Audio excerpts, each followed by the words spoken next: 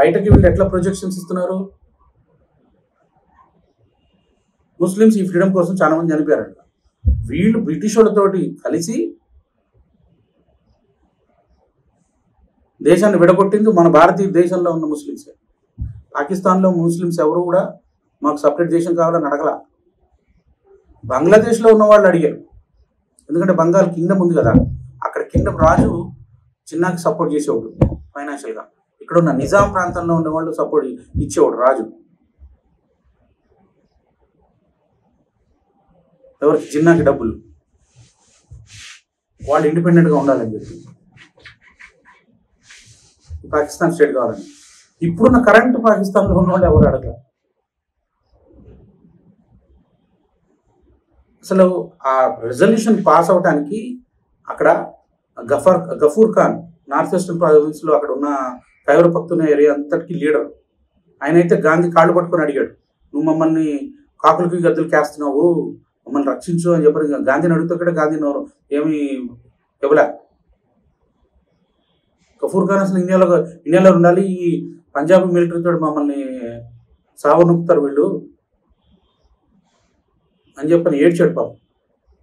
ఆయనకి పాకిస్తాన్ వాళ్ళు గద్దారని చెప్పని సర్టిఫికేట్ ఇచ్చి ఆయన అసలు దేశానికి అగెనెస్ట్గా, పాకిస్తాన్కి అగెనెస్ట్గా ఆయన డిక్లేర్ చేస్తే ఆయన సిక్ అయితే ఆయన తీసుకొచ్చి మన ఇండియాలో ట్రీట్మెంట్ ఇచ్చుకున్నాం.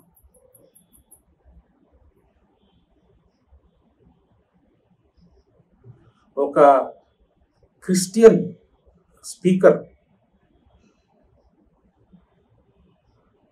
వాళ్ళు రెజల్యూషన్ పాస్ చేసినప్పుడు ఈక్వల్గా ఓట్స్ వచ్చినాయి, ఇండియాలోనే కలుసుకుందాము, సపరేట్గా ఉందామని చెప్పాను. అప్పుడు ఒక క్రిస్టియన్ స్పీకరు అతని ఓటు సపరేట్ కావాలని చెప్పని ఓటేసి,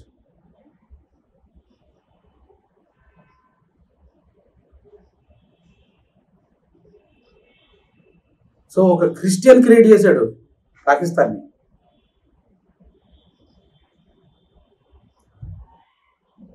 మన శత్రువులు ఎవరో మన మిత్రులు ఎవరో వాళ్ళు తెలుసుకోవాలి. మనం రష్యా ఇప్పుడు మన మంచి ఫ్రెండ్ అని చెప్పని అంటాం కదా, కానీ 1962లో మన ఇండియా మీద చైనా వచ్చినప్పుడు రష్యా మనల్ని తొంగలో తొక్కేసింది, తెలుసా మీకు ఆ విషయం? అప్పుడు యాక్చువల్గా అమెరికా వచ్చింది మాకు హెల్ప్కి. ఏ విదేశీ శక్తి మీద మనం డిపెండ్ అయినా వాళ్ళ అవసరాల కోసం మనం తొక్కేసేది. ఎలా జరిగిందో చెప్తా. క్యూబల్ మిజైల్స్ క్రైసిస్, అమెరికాకి రష్యాకి మధ్యలో న్యూక్లియర్ వార్ జరిగే సిచ్యువేషన్ వచ్చింది 62లో. జాన్ ఎఫ్ కెనడీ ఉన్నప్పుడు యుఎస్లో ప్రెసిడెంట్గా. అమెరికా వాళ్ళు వెళ్ళి ఈస్టర్న్ యూరోప్లో న్యూక్లియర్ మిజైల్స్ రష్యా పాయింట్ చేసి పెడితే రష్యా వాళ్ళు క్యూబాలో పెట్టారు. సెంట్రల్ అమెరికాలో క్యూబాలో, అది కమ్యూనిస్ట్ కంట్రీ కాబట్టి ఈ రష్యా వాళ్ళు తీసుకొచ్చి అక్కడ మిజైల్స్ పెట్టారు సబ్మరీన్స్లో. పెట్టగానే అమెరికన్స్ డిటెక్ట్ చేసి ఫుల్ టెన్షన్లో ఉన్నారు. ఆ సమయంలో రష్యా చైనా దగ్గరికి వెళ్ళింది సపోర్ట్ కోసం. ఇంటర్నేషనల్గా నువ్వు నాకు సపోర్ట్ చేయాలంటే మేము ఇండియాకి we want to teach a lesson to India. వాళ్ళు దలై లామాకి వాళ్ళు ఇది ఇచ్చారు, రక్షణ ఇచ్చారు. కాబట్టి మేము ఇండియా మీద అటాక్ చేస్తే మీరు మధ్యలో రాకూడదు, అప్పుడు మేము మీకు సపోర్ట్ చేస్తామని చెప్పి చైనా అంటే రష్యా మన ఇండియన్ సెక్యూరిటీని కాంప్రమైజ్ చేసేసి. సో అక్కడ క్యూబల్ మిజైల్ క్రైసిస్ జరుగుతున్నప్పుడు చైనా మన ఇండియా మీద అటాక్ చేసేసి ఫాల్ అవుట్. వాళ్ళిద్దరి మధ్య యుద్ధం జరుగుతుంటే వారు ఇండియా మీద జరిగింది. నెహ్రూ ఏం చేశాడు, ఇండిపెండెన్స్ వచ్చిన 47 ఇండిపెండెన్స్ వచ్చిన తర్వాత మన ఇండియాలో 33 ఆర్డినెన్స్ ఫ్యాక్టరీస్ ఉంటే వాటిలన్నిటి గోశాలలాగా తయారు చేశాడు. మనకి ఎవరు ఎనిమిస్ లేరు, ఉన్న ఆర్మ్ ఫ్యాక్టరీ ఇండస్ట్రీని మొత్తం జీరో చేసి పడేశాడు. ఫండింగ్ మొత్తం ఆర్మీకి తీసేశాడు, తగ్గించేశాడు. వాళ్ళు యుద్ధం చేయడానికి వస్తే మన వాళ్ళ దగ్గర గన్నులు లేవు, కాళ్ళకి షూస్ లేవు, చెప్పులతోటి ఐస్ వస్తుంటే చెప్పుల మీద వెళ్ళి యుద్ధం చేయాల్సి వచ్చిందంట. ప్రాపర్ గీరే లేదు, వాళ్ళు యుద్ధం వాకౌట్ చేశారు.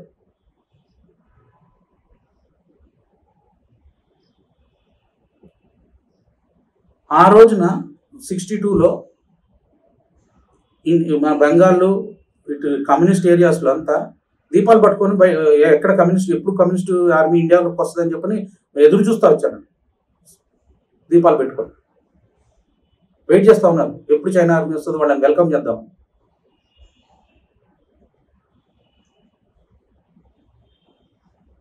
ఈ రోజున సిపిఐ సిపిఎం 2 పార్టీలుగా ఎందుకు మారిందో తెలుసా?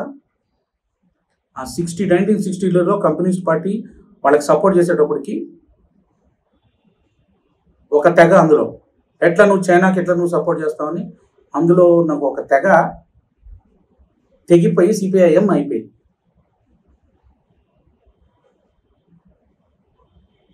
మార్క్సిస్ట్, వీళ్ళు రష్యాకి సపోర్ట్. 1965లో ఈ డివిజన్ ఎందుకు వచ్చిందని మీరు రివ్యూ చూడండి. 1965లో సిపిఐ పార్టీ ఎందుకు తెగిపోయింది? 1962 చైనా వార్లో వాళ్ళు చైనాకి సపోర్ట్ చేసినందుకు విరోధంగా బయటకు వచ్చారు వీళ్ళు.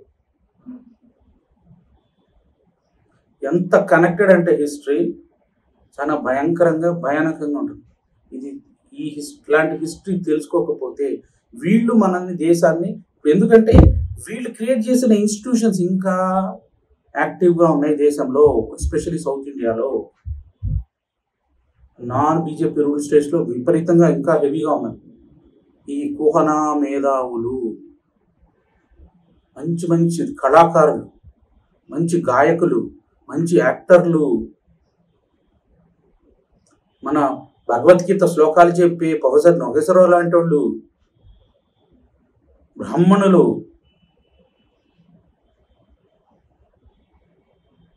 అందరినీ అన్నట్లే ప్రతి తెగలో, ప్రతి జాతిలో, ప్రతి క్యాస్ట్లో కొంతమంది కొలాబరేటర్స్ ఉన్నారు. ఇప్పుడు రజాకర్ మూవ్ చేసింది ఎవరు? రెడ్డినే కదా, నారాయణ రెడ్డి గారు. జమీందారులు అందరూ ఎవరు? రెడ్లే. నక్సలైట్లో కూడా రెడ్లు ఉండేవారు, అంటే జమీందారులకు ఎగ్నెస్ట్గా ఫైటింగ్ చేసిన వాళ్ళే కదా. సో అందరు రెడ్లు ఉండరు. పైన కొంతమంది క్రీమ్ని వాళ్ళు వాడుకున్న ఈ క్రీమ్ని తయారు చేశారు బ్రిటిష్ కాలంలో, వాళ్ళకి కొలాబరేట్ చేసుకోండి. అట్లాగే బ్రాహ్మణులలో కూడా కొంతమంది ఈ ఐఎస్ ఆఫీసర్లు అట్లా ఇట్లా అంతా బ్రిటిష్ కాలంలో తయారైన వాళ్ళందరూ బ్రిటిష్ కొలాబరేటర్స్. కింద పూజారులు వాళ్ళు వాళ్ళు వాళ్ళు కొలాబరేటర్స్ కాదు. రాధామాధవ్ గారు వీళ్ళందరూ వాళ్ళకి ఎగ్నెస్ట్గానే ఫైటింగ్ చేస్తారు. సో మన హిందూ సొసైటీ ఇన్ని రోజులు ఎందుకు ఇంకా ఒక సెడేటివ్, ఒక మనకి ఏంటంటే మత్తు మంది ఇచ్చి పడుకోబెట్టినట్టు పడుకోబెట్టారు. ఇటువంటి కుహనా మేధావుల్ని యూజ్ చేసుకోవాలి. వీళ్ళని మనం అర్థం చేసుకోకపోతే మాత్రం చాలా ప్రమాదంలో పడుతుంది ఈ దేశం. మన own ladies in our house are a danger.